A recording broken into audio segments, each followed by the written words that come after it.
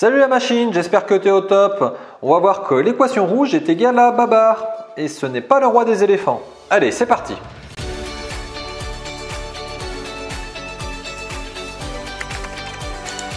Quand tout à l'heure j'ai dit que cette équation-là était égale à Babar, en fait ce que j'ai fait de l'algèbre de Boole. C'est-à-dire que chaque lettre ici est une condition. Quelque chose qui va arriver ou qui ne va pas arriver. Qu'est-ce qu'une condition? Eh bien c'est quelque chose qui pourra arriver dans mon système technique. Par exemple, est-ce qu'il va pleuvoir dehors ou est-ce qu'il ne pleut pas? C'est une condition, c'est-à-dire que ça peut prendre deux valeurs. Soit il pleut, soit il ne pleut pas. Et quand il ne pleut pas, c'est donc la négation de il pleut. Donc ce que je fais, si j'affecte la lettre A à l'état il pleut, ça veut donc dire que A bar, il ne pleut pas. C'est sa négation. Ensuite, j'ai écrit mon système, je l'ai mis en équation. En fait, ces équations, la multiplication ici se lit et l'addition se lit ou. Ainsi, il n'y a pas de A, et il n'y a pas de B, et il n'y a pas de C, ou il n'y a pas de A, il n'y a pas de B, et il y a du C. Cette équation-là va pouvoir se simplifier. C'est-à-dire que ce que je me rends compte, c'est dans la simplification, c'est-à-dire le terme que j'ai de ce côté-là de l'égalité, je ne vois qu'il n'y a pas la lettre C qui apparaît. On va voir comment opérer ces simplifications à l'aide d'un outil qui s'appelle le tableau de Carnot. Mettons que l'on veuille simplifier l'équation suivante. Ce qu'il va falloir faire avant de rentrer dans les opérations que l'on va voir après, ça va être de développer ça. C'est-à-dire que ce que je vais faire, je vais réécrire Y et plutôt que mettre le A bar en facteur commun, je vais le développer, je vais le distribuer à l'intérieur. Donc je vais écrire A bar fois B, donc A bar et B, ou A bar et C. Le A bar, je l'ai distribué, ou D. Et maintenant que j'ai une équation de ce type-là, je vais pouvoir passer à la suite. Maintenant, mettons que l'on ait la très grande équation suivante, qui est égale à grand X. J'ai mes différentes conditions qui sont écrites. Ce qu'il faut que je fasse, c'est que si j'ai une équation quelconque, il faut que je la sépare de manière à obtenir une équation un petit peu comme celle-là, dans laquelle il y aurait des termes qui seraient multipliés et qui seraient additionnés les uns aux autres. Donc il va falloir développer l'expression, si jamais l'expression n'est pas développée. Une fois que l'expression a été développée, je vais pouvoir avoir des termes ici que j'ai mis en évidence en couleur qui vont être additionnés les uns aux autres. Et ce que je vais faire, je vais traiter les blocs ainsi additionnés les uns après les autres. Ça me simplifiera la vie. Ensuite, ce qu'il faut que je fasse, c'est que je dessine un tableau de Carnot qui aura autant de lignes et autant de colonnes qu'il y a de lettres dans mon équation. Ici, j'ai 4 lettres A, B, C, D. Ainsi, j'ai 4 lignes et 4 colonnes dans ce tableau-là. Je mets dans la diagonale du tableau, ici, dans le coin, la valeur de l'expression x que je cherche à déterminer. Et ici, je mets deux variables, n'importe lesquelles, ça n'a pas d'importance. Mettons que je vais prendre A et B. Et ici, je mets les deux autres variables, donc du coup, C et D. Et là, je vais mettre leurs états qu'il va y avoir, comme si c'était un code binaire. Mais ça va être un code binaire un petit peu particulier qui s'appelle le code Gray ou le code binaire réfléchi. Ici, je vais commencer par mettre 0. Je commence par compter à partir de 0 en code binaire. Comme il y a deux lettres, je mets 2 zéros. Ça, qu'est-ce que ça veut dire? Ça veut dire qu'il n'y a pas de A. J'ai donc A bar et B bar. Ainsi, si je mets une valeur dans cette colonne-là, c'est que j'ai du A bar et du B bar quelque part dans mon équation. Et je continue à compter en binaire. Après 0, qu'est-ce qu'il y a? C'est 1. En binaire comme en décimal, c'est classique. Donc j'écris 0, 1. Maintenant, la nouveauté va apparaître ici dans la troisième colonne. Habituellement, en binaire, ce qu'il y a après 1, c'est 1, 0. Mais si j'écris 1, 0, j'ai changé 2 bits, c'est-à-dire les deux chiffres. Lui, il est passé à 1 et lui sera passé à 0. Ce qu'on fait en code binaire réfléchi, on ne change qu'un bit les uns à la suite des autres. D'un point de vue matériel, ça va éviter tout un tas d'erreurs au niveau de la lecture du code binaire. Et dans notre cas à nous, dans le tableau de Carnot, ça nous permettra de faire des simplifications. Donc si je change qu'un seul bit, je ne peux pas changer celui-là, sinon ça voudrait dire que j'écris 0 et 0, c'est-à-dire que je compte à l'envers.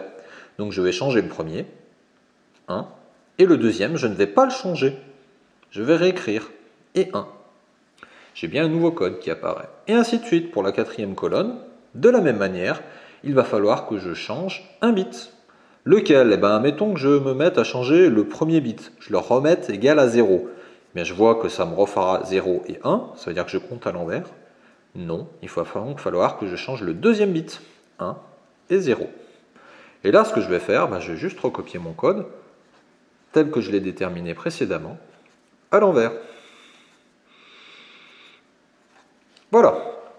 Allez, maintenant on va pouvoir convertir cette grande équation-là dans mon tableau de Carnot. On commence par traiter le premier terme de mon addition, A bar et B bar et C bar. Donc A bar et B bar, où est-ce que ça apparaît? Quand il n'y a pas de A et qu'il n'y a pas de B. A bar et B bar. Donc c'est quelque part là dans cette colonne. Ensuite je regarde l'autre terme, et C bar. C bar, c'est qu'il n'y a pas de C. Si le C, c'est lui, C bar, c'est donc à cet endroit-là. A bar, B bar et C bar, c'est donc dans ce cas-là, dans ces deux cas-là. Je continue à traiter ensuite le deuxième terme ici. A bar et B bar, je suis toujours dans la première colonne, et il y a du C. Quand est-ce que j'ai toujours du C? Là j'ai du C, et là j'ai du C, donc je mets un 1 à cet endroit-là. Ensuite, je vais traiter ce terme-là, A bar et C bar. A bar, il est où? Il est ici, A bar. Ok. Là, j'ai du A et là, j'ai du A. Effectivement, 1 et 1. La valeur B n'apparaît pas, donc je n'en tiens pas compte. Ok. A bar et B bar, c'est à cet endroit-là. Ensuite, C bar, c'est ici. Et D bar. D bar, c'est juste ici. Ça veut donc dire que l'équation orange, c'est ce terme-là. Ensuite, l'équation marron. J'ai du A et du B, c'est donc que je suis là. J'ai du C bar et du D bar. C bar et D bar, c'est là. Voilà, ça va être à cet endroit-là. Ensuite, le violet, j'ai du A et du B, toujours dans cette colonne-là. Mais j'ai du C. Quand est-ce que j'ai du C? Là, 1 et 1. Et enfin, dernière chose, les termes en rose. J'ai du A bar, du A et du B bar. J'ai du A et du B bar. Je n'ai pas de B, donc je suis dans cette colonne-là. Et j'ai du C, ici et ici. Ça y est, j'ai rempli mon tableau de Carnot. Donc ce qui veut dire qu'ici, partout ailleurs, eh bien, j'ai des zéros. Je ne suis pas obligé de les mettre. Maintenant, ce qu'il va falloir que je fasse, c'est que j'entoure les 1 qui sont les uns à côté des autres, par groupe de 2, 4 ou 8. Pour entourer mes groupes, il va falloir que je regarde quel bloc je peux faire. Ici, je vois que j'ai un bloc de 4, 1 qui se touchent les uns les autres. Je pourrais entourer ce bloc-là. Il faut que je réfléchisse, est-ce que je peux faire un bloc qui est plus grand? Un bloc qui est plus grand que 4, ça serait donc un bloc de 8, 1. Je me rends compte qu'ici, je suis entouré de 0, donc je ne veux pas faire un bloc plus grand. Mais ce qu'il faut que je me dise, c'est que je peux peut-être trouver des 1 plus loin dans mon tableau. Ce qu'il faut se dire, c'est que le tableau, en fait, il n'est pas limité. C'est comme s'il se refermait sur lui-même. C'est-à-dire, imaginons que le tableau, ce soit lui. Là, j'ai mon bloc de 4, 1. Eh bien, en réalité, la colonne à côté que je peux avoir, c'est comme si je repliais mon tableau à cet endroit-là. Je peux aussi avoir d'autres 1 qui se touchent. Et mon tableau, il peut aussi se replier dans l'autre sens, verticalement, comme ceci. Je peux avoir d'autres blocs qui vont se fermer. Allez, on essaie de réfléchir. Donc ici, si j'étends mon bloc, plus loin, j'aurai les 1 et 1 qui sont ceux-là. En fait, ça fera un bloc de 6. Donc, un bloc de 6, ça n'a pas d'intérêt particulier. Donc, je vais faire plutôt un premier bloc qui va être ce premier bloc de 1. Voilà. Ensuite, j'essaie de réfléchir. Je regarde la première ligne. Là, j'ai 3, 1 en ligne. Je ne peux rien faire. Je peux faire que des blocs de 2. Bon, si je fais un bloc de 2 comme ça, c'est pas très intéressant parce que je coupe ici un bloc qui pouvait avoir 4, 1. Donc, je vais plutôt faire mon bloc ici qui a 4, 1, verticalement. Et ensuite, je vais lui ajouter un petit bloc supplémentaire qui va être ce bloc de 2, 1. Et ce qu'on va faire, on va essayer de réécrire ces blocs-là sous la forme d'équations. On a vu tout à l'heure qu'on arrivait au tableau de Carnot suivant. On va donc maintenant calculer la valeur que peut prendre x. Alors ce qu'on va faire, on va prendre chaque bloc entouré et on va écrire ce à quoi il est égal. On On va commencer par notre premier bloc. Le premier bloc, je vois qu'il va prendre 2 colonnes. C'est donc ces 2 colonnes-là. Dans ces 2 colonnes, je vais regarder lequel des 1 et des 0 ne change pas. Il y a le premier 1 qui ne change pas, tandis que le deuxième, ici, va se transformer en 0 dans la deuxième colonne. Donc, c'est-à-dire que c'est la première variable qui ne va pas changer, et la première variable, c'était le A de tout à l'heure. Ce que je vais faire, je vais donc écrire A, qui est égal à la chose en rouge, multiplié par, je regarde laquelle des variables ne change pas au niveau des 2 lignes que prend ma valeur entourée. Dans les 2 lignes, c'est le premier 1 qui ne change pas. Le premier 1 correspond à la lettre C. J'écris A et C. Ensuite, je mets OU et je vais m'attaquer à un autre bloc, n'importe lequel, il n'y a pas d'ordre. Mettons que j'attaque maintenant par ce bloc en rouge et je vais procéder de la même manière. Je vais regarder au niveau des colonnes, je me rends compte que c'est la deuxième 1 qui ne change pas et que le deuxième 1 correspond à B. J'écris B.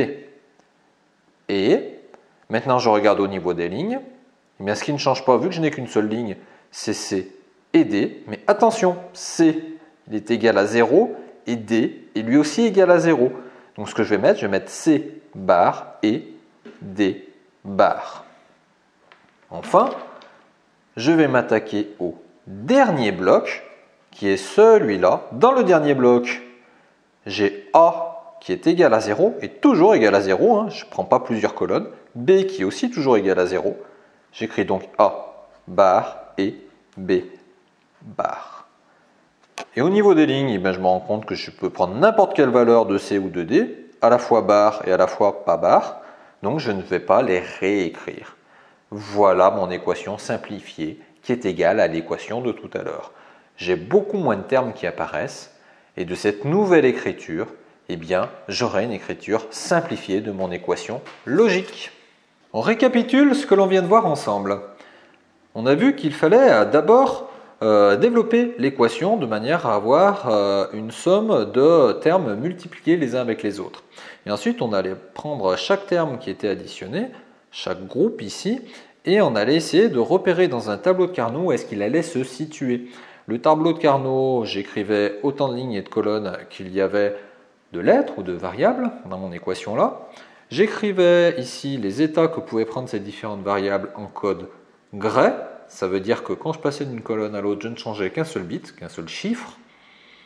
Ensuite, par exemple, pour convertir A bar, B bar, C bar en tableau de Carnot, comment je vais faire? Si j'ai A bar et B bar, c'est que je me situe ici, dans cette première colonne, je n'ai pas de A, je n'ai pas de B. Et si j'ai du C bar, ça veut dire que je n'ai pas de C. Et ainsi, je vais mettre un 1 et un 1 ici pour représenter ce terme-là. Et je vais continuer ainsi de suite, de manière à obtenir un tableau complet. Ensuite, dans ce tableau, je vais repérer les groupes de 1. Les groupes qui vont avoir soit 2 1, 4 1, 8 1 ou 16 1. À ce moment-là, le tableau serait complètement complet. Qui vont être les uns à côté des autres. Attention, le tableau ne s'arrête pas ici. Ce qu'il faut vous dire, c'est qu'ici, il reboucle avec lui-même de l'autre côté. Je peux faire des groupes les plus gros possibles. Donc ce que j'essaie de faire, c'est vraiment de trouver les plus gros groupes possibles et imaginables. Ici, j'ai trouvé 3 groupes. Ça veut dire que je vais avoir 3 termes qui vont être additionnés. Et ensuite, je vais prendre les groupes et je vais essayer de retrouver à quoi ils correspondent au niveau des termes de mon addition. Pour savoir ce groupe-là, avec ces 4 1, à quoi il va correspondre, je regarde ici, je vois qu'il prend 2 colonnes. Dans ces 2 colonnes, quel terme ne va pas varier, lequel va rester constant? Et bien ici, c'est la lettre A. J'ai un 1 sur le A qui va rester constant, je l'écris. Et ici, au niveau des lignes, je vais regarder quel terme va rester constant. Ici, c'est le C. J'écris ainsi A et C. Et le terme B va varier, le terme D va varier, il n'intervient donc pas dans cette simplification-là.